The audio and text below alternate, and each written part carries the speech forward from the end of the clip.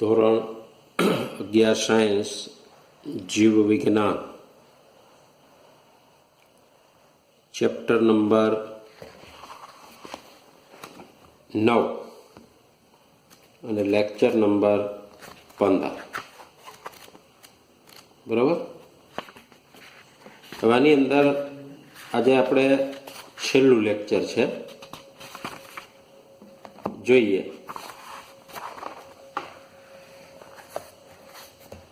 તો છેલ્લે આપણે ઉત્સેચક ની ક્રિયાવેગ ઉપર અસર કરતા પરિબળો વિશે જોયું હતું. આજે આપણે ઉત્સેચકોનું નામકરણ અને વર્ગીકરણનો અભ્યાસ કરવાનો છે, બરાબર. હવે કોષોની અંદર અનેક પ્રકારની જૈવ રાસાયણિક ક્રિયાઓ ચાલતી હોય છે. આ દરેક જૈવ રાસાયણિક ક્રિયાની અંદર કોઈને કોઈ ઉત્સેચકો છે એ ભાગ લેતા હોય છે. એટલે હજારો ઉત્સેચકની શોધ થઈ, એના અલગીકરણ અને એનો અભ્યાસ પણ થઈ ચૂક્યો છે. હવે જુદા જુદા ઉત્સેચકો જુદી જુદી જૈવ રાસાયણિક પ્રક્રિયામાં ભાગ લેતા હોય છે. તો ઉત્સેચકો દ્વારા જુદી જુદી પ્રક્રિયાઓના ઉત્પ્રેરણ આધારે એને જુદા જુદા સમૂહોની અંદર વર્ગીકૃત કરવામાં આવ્યા છે, જેમાં ઉત્સેચકોને 6 વર્ગોમાં અને પ્રત્યેક વર્ગને 4 થી 13 ઉપવર્ગની અંદર વર્ગીકૃત કરવામાં આવેલા છે, બરાબર. હવે આ વર્ગોની અંદર આવેલા ઉત્સેચકોનું નામકરણ 4 અક્ષરીય સંખ્યા ઉપર આધારિત છે, જેમાં આપણે ઉત્સેચકોના 6 મુખ્ય વર્ગો છે એનો અભ્યાસ કરવાનો છે. જેમાં પહેલો વર્ગ કે પહેલા સમૂહની અંદર આવતો ઉત્સેચક છે, પેલા ઉત્સેચકો છે, એનો સમૂહનું નામ છે ઓક્સિડો રિડક્ટેજીસ, અથવા તો એને ડિહાઇડ્રોજીનેસિસ થી પણ ઓળખવામાં આવે છે, બરાબર. તો આ ઉત્સેચકો છે એ કેવી જૈવ રાસાયણિક પ્રક્રિયામાં ભાગ લે છે? તો કે આ ઉત્સેચક કે જે બે પ્રક્રિયક એસ અને એસ ડેશ વચ્ચે ઓક્સિડેશન અને રિડક્શનની પ્રક્રિયાને ઉત્પ્રેરિત કરે છે. જો ઉદાહરણ આપેલું છે કે એસ કે જે રિડ્યુસ પદાર્થ છે, એસ ડેશ જે ઓક્સિડાઇઝ પદાર્થ છે, જેમાં એસ છે એ ઓક્સિડાઇઝ થાય છે અને પ્રક્રિયાને અંતે એસ ડેશ છે એ રિડ્યુસ થાય છે, બરાબર. ટૂંકમાં એસ ડેશ પાસેથી એસ છે એ ઇલેક્ટ્રોન મેળવે છે, બરાબર. અને એસ ડેશ છે એ ઇલેક્ટ્રોન ગુમાવે છે. એટલે એસ નું શું થશે? ઓક્સિડેશન. અને એસ ડેશ નું થશે રિડક્શન. તો આ રીતે શરીરમાં ચાલતી ઓક્સિડેશન અને રિડક્શનની પ્રક્રિયામાં જે કંઈ ઉત્સેચકો ભાગ લે છે એ ઉત્સેચકો નો આ જે સમૂહ છે એને ઓક્સિડો રિડક્ટેજીસ સમૂહની અંદર મૂકવામાં આવે છે. હવે સામાન્ય રીતે ઓક્સિડેશન રિડક્શનની પ્રક્રિયામાં હાઇડ્રોજનનું દૂર થવું અને હાઇડ્રોજન ગ્રહણ થવું, એટલે આ સમૂહને ડિહાઇડ્રોજીનેસિસ થી પણ ઓળખવામાં આવે છે. તો આ રીતે ઓક્સિડેશન અને રિડક્શનની ક્રિયામાં ભાગ લેતા ઉત્સેચકોને ઓક્સિડો રિડક્ટેજીસ સમૂહની અંદર મૂકવામાં આવે છે. ત્યાર પછી બીજો સમૂહ છે ટ્રાન્સફરેજીસ. તો આ સમૂહની અંદર કેવા ઉત્સેચકો છે? તો કે આ ઉત્સેચકો છે એ પ્રક્રિયકોની એક જોડ એસ અને એસ ડેસ્ક વચ્ચે એક સમૂહ જી સમૂહ કેવો હશે? હાઇડ્રોજન સિવાયનો. તો આ જી સમૂહના સ્થાનાંતરને ઉત્પ્રેરિત કરે છે. જો અહીંયા ઉદાહરણ આપેલું છે કે એસ જી ની એસ ડેશ સાથે પ્રક્રિયા કરવામાં આવે તો એસ મુક્ત થશે અને એસ સાથે જોડાયેલ જી સમૂહ છે એ એસ ડેશ સાથે જોડાશે. એટલે કોઈ એક સમૂહનું સ્થાનાંતર બીજા સમૂહની અંદર કરવામાં આવે છે કે જેની સાથે પ્રક્રિયા થાય છે. તો આ રીતે આ પ્રકારના ઉત્સેચકોને ટ્રાન્સફરેજીસ સમૂહની અંદર મૂકવામાં આવે છે. બરાબર. ત્યાર પછી ત્રીજો સમૂહ છે હાઇડ્રોલેજીસ. તો આ સમૂહની અંદર કેવા ઉત્સેચકો નો સમાવેશ થાય છે?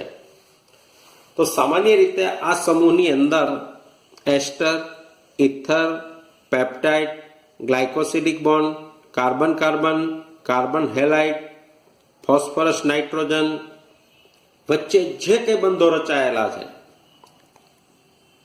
બરાબર, એ બંધોની અંદર પાણીનો અણુ ઉમેરી અને એનું વિભાજન પ્રેરે છે. એટલે કે જળ વિભાજનની ક્રિયાને પ્રેરે છે. કોઈ ઉદાહરણ આપેલું નથી, પણ આપણે એક સામાન્ય ઉદાહરણ જોઈએ કે જે પાચનની ક્રિયાનું ઉદાહરણ છે કે ડાયસેકેરાઇડ છે.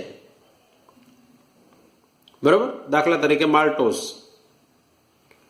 માલ્ટોઝની પાણી સાથે પ્રક્રિયા થશે હાઇડ્રોલેજીસ સમૂહના ઉત્સેચકોની હાજરીમાં, તો ડાયસેકેરાઇડ એટલે કે માલ્ટોઝનું જળ વિભાજન થશે અને એમાંથી ગ્લુકોઝના 2 અણુ એટલે કે મોનોસેકેરાઇડના 2 અણુ છે એકબીજાથી મુક્ત થશે. તો આ રીતે જળ વિભાજનને પ્રેરતા જે કંઈ ઉત્સેચકો છે, ટૂંકમાં એસ્ટર બંધ, ઇથર બંધ, પેપ્ટાઇડ બંધ, peptide, ગ્લાયકોસિડિક, carbon carbon, carbon halide અથવા તો ફોસ્ફરસ નાઇટ્રોજન ની વચ્ચે જે કંઈ બંધો રચાયેલા છે એમાં પાણીનો અણુ ઉમેરાતા મોટા અણુનું નાના અણુમાં રૂપાંતર થતું જોવા મળે છે. ત્યાર પછી આવો જ ઉત્સેચકોનો સમૂહ છે કે જે મોટા ઘટકોનું નાના ઘટકોમાં રૂપાંતર કરે છે, પણ અહીંયા પાણીનો અણુ ઉમેરાતો નથી. એટલે કે જળ વિભાજન સિવાય પ્રક્રિયકમાંથી સમૂહને દૂર કરવા માટે સંકળાયેલ ઉત્સેચકો છે એનો આ સમૂહની અંદર એટલે કે લાયેજીસ સમૂહની અંદર સમાવેશ થાય છે. અને પ્રક્રિયાના ફળ સ્વરૂપે તેમાં આવેલ દ્વિબંધનું નિર્માણ થાય છે. જો ઉદાહરણ આપેલું છે કે CXCY કે જેમાં કાર્બન એક બંધથી જોડાયેલા છે, જેમાંથી X અને Y સમૂહ છે એ છૂટો પડે છે અને 2 કાર્બન વચ્ચે દ્વિબંધ છે એનું નિર્માણ થાય છે. તો અહીંયા મોટા ઘટકનું નાના ઘટકમાં રૂપાંતર થયું,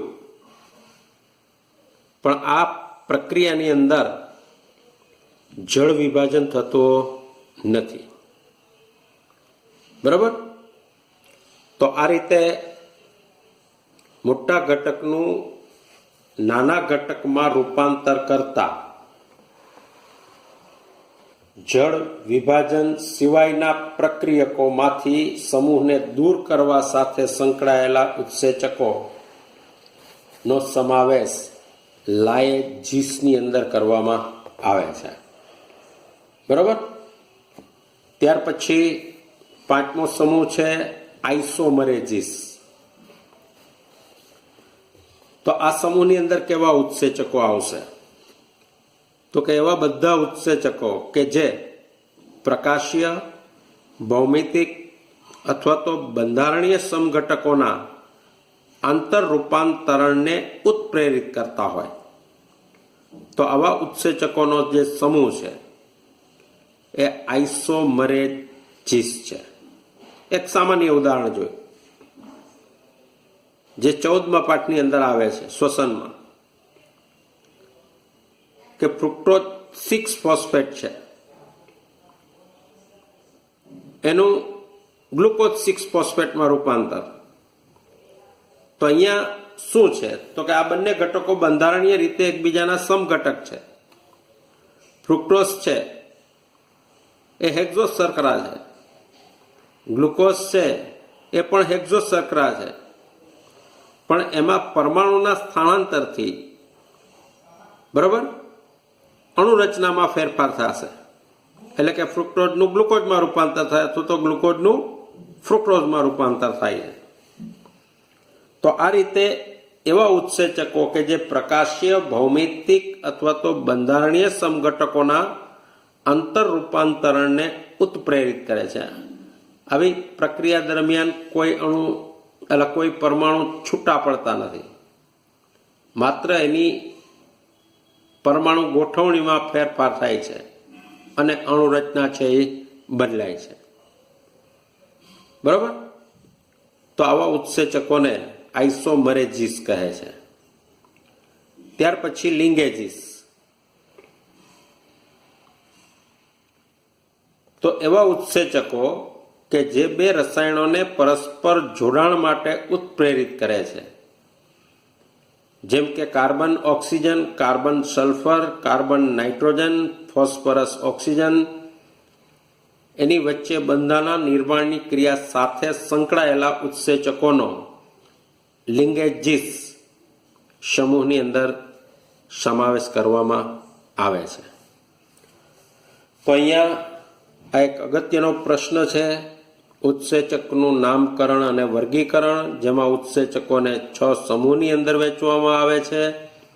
કયા ઉત્સેચકોને કયા સમૂહમાં અથવા તો કયો ઉત્સેચક કેવી જૈવ રાસાયણિક પ્રક્રિયામાં ભાગ લે છે એને અનુલક્ષીને આ રીતે ઉત્સેચકોને 6 સમૂહની અંદર વહેંચવામાં આવે છે. બરાબર.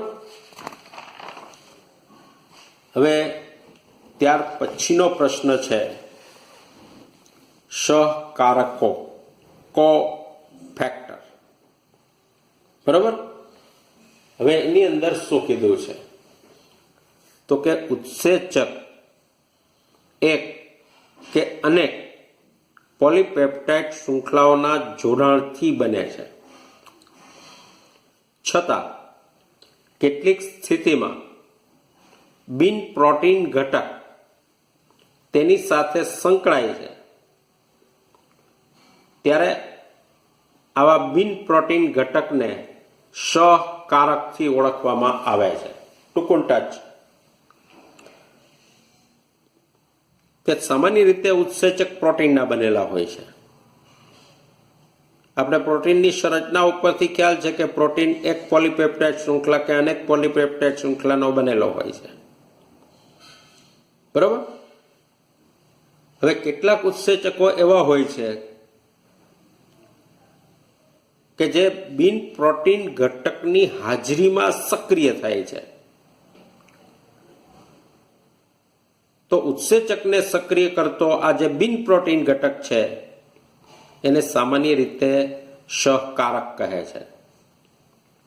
અને આવા સહકારકો ઉત્સેચક સાથે જોડાય અને તેને સક્રિય બનાવે છે. હવે આ ઉદાહરણોની અંદર ઉત્સેચકના માત્ર પ્રોટીનવાળા ભાગને એપો એન્ઝાઇમ કહેવાય છે, જ્યારે સહકારકો છે એ 3 પ્રકારના છે. એક પ્રોસ્થેટિક જૂથ, 2 સહ ઉત્સેચકો અને 3 ધાતુ આયન. એટલે કેટલાક ઉત્સેચકો પ્રોસ્થેટિક જૂથ પ્રકારના સહકારકોની હાજરીમાં સક્રિય થાય છે. કેટલાક ઉત્સેચકો સહ ઉત્સેચકની હાજરીમાં સક્રિય થાય છે. તો કેટલાક ઉત્સેચકો છે એ ધાતુ આયનની હાજરીમાં સક્રિય થાય છે. તો હવે આ સહકારકો છે કે જે 3 પ્રકારના છે. પ્રોસ્થેટિક જૂથ, બરાબર, સહ ઉત્સેચકો અને ધાતુ આયન. એમાં પહેલા આપણે પ્રોસ્થેટિક જૂથ વિશે જોઈએ.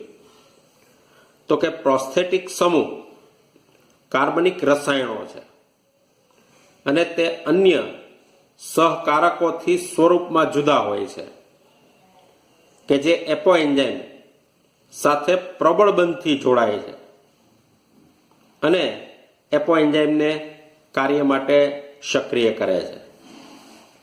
ઉદાહરણ રૂપ જોઈ તો ઉત્સેચક પેરોક્સાઇડેસ અને કેટાલેસ જે હાઇડ્રોજન પેરોક્સાઇડને ઓક્સિજન અને પાણીમાં વિખંડિત કરે છે, તેમાં હિમ પ્રોસ્થેટિક સમૂહ હોય છે કે જે ઉત્સેચકની સક્રિયતા માટેનો એક ભાગ છે. એટલે હિમની હાજરીમાં પેરોક્સાઇડેઝ અને કેટાલેઝ સક્રિય થાય છે અને એ હાઇડ્રોજન ઓક્સિજન અને પાણીમાં વિખંડિત કરે છે. બરાબર. પછી તો કે સહઉત્સેચકો પણ પ્રોસ્થેટિક સમૂહની જેમ કાર્બનિક રસાયણો છે, પરંતુ તેનું એપો એન્ઝાઇમ સાથેનું જોડાણ ક્ષણિક હોય છે. પ્રબળબંધથી જોડાતા નથી, પણ જોડાણ ક્ષણિક હોય છે જે સામાન્ય ઉત્પ્રેરણ દરમિયાન બને છે. હવે સહઉત્સેચક એ વિવિધ ઉત્સેચકીય ઉત્પ્રેરિત પ્રક્રિયાઓમાં સહકારક તરીકે કાર્ય કરે છે. ટૂંકમાં ઉત્સેચકને સક્રિય કરે છે. અને સહઉત્સેચકનું મુખ્ય રાસાયણિક ઘટક વિટામિન છે. બરાબર. ટૂંકમાં ઘણા સહઉત્સેચકો છે. એ સહઉત્સેચકનું મુખ્ય રાસાયણિક ઘટક કયો છે? વિટામિન્સ. એટલે કે વિટામિન્સમાંથી બનતા જોવા મળે છે. સહઉત્સેચક નિકોટાઇનામાઇડ એડેનાઇન ડાયન્યુક્લિયોટાઇડ, જેને ટૂંકમાં NAD થી ઓળખવામાં આવે છે, અને એવી જ રીતે NADP એટલે નિકોટેનામાઇડ એડેનાઇન ડાયન્યુક્લિયોટાઇડ ફોસ્ફેટ. તો આ બંને સહઉત્સેચકો છે એ વિટામિન નિએસિન ધરાવે છે. નિએસિન વિટામિન છે, એમાંથી બનતા જોવા મળે છે. બરાબર. ત્યાર પછી ધાતુ આયન. તો કે ઘણા સહઉત્સેચકો છે એની સક્રિયતા માટે ધાતુ આયનની આવશ્યકતા રહેલી હોય છે, અને આવા ધાતુ આયન ઉત્સેચકના સક્રિય સ્થાન ઉપર પાર્શ્વીય જોડાણ સાથે સમન્વય બંધ એટલે કે સહસંયોજક બંધ બનાવે છે, અને એ જ સમયે એક કે તેથી વધુ સમન્વય બંધ વડે પ્રક્રિયક સાથે જોડાય છે. ટૂંકું ટચ ઘણા ઉત્સેચકો એક ધાતુ આયનની હાજરીમાં સક્રિય થાય છે, તો ઘણા ઉત્સેચકો એકથી વધુ ધાતુ આયનની હાજરીમાં સક્રિય થાય છે. તેથી એક કે વધુ સમન્વય બંધ છે એ રચાય છે, અને આ રીતે એક કે તેથી વધુ સમન્વય પ્રક્રિયક સાથે જોડાય છે. એનું એક ઉદાહરણ આપેલું છે કે પ્રોટીયોલાઇટિક ઉત્સેચક. પ્રોટીયોલાઇટિક એટલે પ્રોટીનના પાચનની ક્રિયા સાથે સંકળાયેલ ઉત્સેચક. ઉત્સેચકનું નામ છે કાર્બોક્સીપેપ્ટિડેઝ. તો આ કાર્બોક્સીપેપ્ટિડેઝ સાથે ઝિંક એક સહકારક સ્વરૂપે જોડાયેલો હોય છે. એટલે કાર્બોક્સીપેપ્ટિડેઝ ઝિંક ધાતુ આયનની હાજરીમાં સક્રિય થાય છે. હવે ઉત્સેચક પરથી જો સહકારકોને અલગ કરવામાં આવે તો તેની ઉત્પ્રેરક ક્રિયાશીલતા સમાપ્ત થઈ જાય છે. ટૂંકમાં સહસેચકની ઉત્પ્રેરક ક્રિયાશીલતા માટે સહકારક એ નિર્ણાયક ભૂમિકા ભજવે છે. તો આ વસ્તુ 3 માર્કની અંદર પૂછાય છે કે વર્ણવો સહકારકો. બરાબર, પહેલા તો સહકારક કોને કહેવાય,